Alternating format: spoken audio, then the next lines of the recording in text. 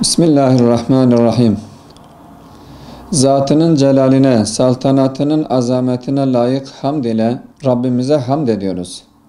Salat ve selam, onun kutlu elçisi Hz. Muhammed sallallahu aleyhi ve selleme, pak ehli beytine, ashabına ve kıyamete kadar onların yolunu takip eden tüm müminlerin üzerine olsun.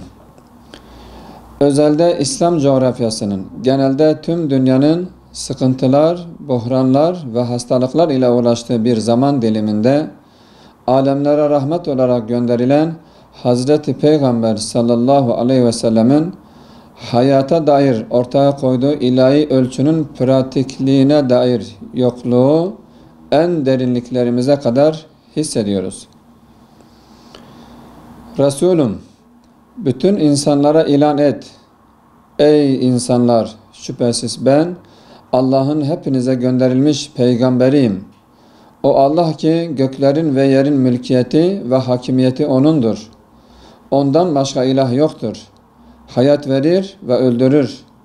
O halde Allah'a iman edin. Allah'a ve O'nun bütün sözlerine, kitaplarına inanan ve o ümmi peygambere de iman edip ona uyun ki doğru yolu bulasınız. Araf suresi 158.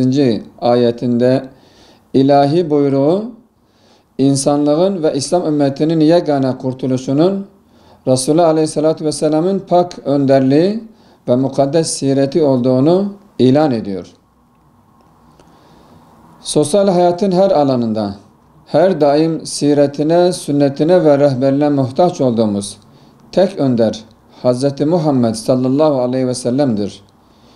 Yüce Rabbimiz Kur'an-ı Kerim'de dünya hayatında kurtuluşu ve ahirette salih bir kul olabilmeyi ancak Resulullah'a ittiba ile mümkün olduğunu beyan etmektedir.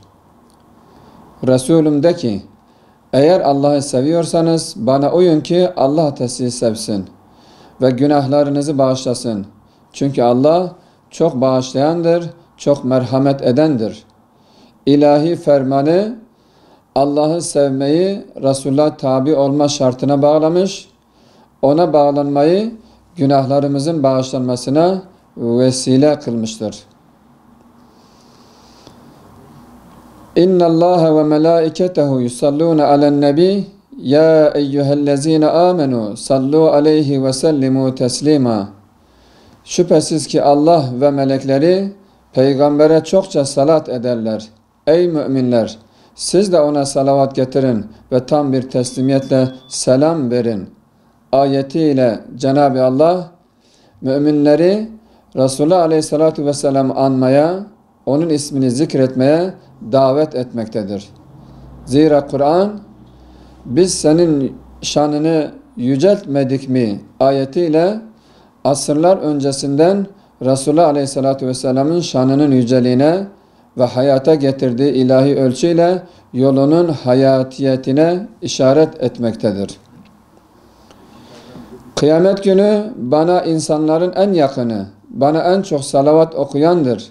Hadis-i şerifinden Efendimiz'e yakınlaşmanın bir yolunun da ona salavat getirmek olduğu görülmektedir. Bu vesileyle hem dünyamız hem de ahiretimiz için Resulullah Aleyhisselatü Vesselam'ın rehberliğine her zamankinden daha fazla ihtiyaç duyduğumuz şu günlerde tüm Müslümanları hayatın her alanında Efendimizin sünnet-i seniyesini daima yaşamaya, yaşatmaya vesile olacak salavat-ı şerif seferberliğine davet ediyoruz. Mart ve Nisan aylarında salavat-ı şeriflere ağırlık vermekle beraber hayat boyu devam edecek bu seferberliğe kadın erkek 7'den 70'e tüm peygamber sevdalısı kardeşlerimizi Hz. Peygamber'e olan muhabbetlerini, bağlılıklarını, gönülleri ve dilleriyle ilan edip zaman ve mekan sınırlaması olmadan salavat seferberliğine davet ediyoruz. Allahümme salli ala seyyidina Muhammed ve ala ali seyyidina Muhammed.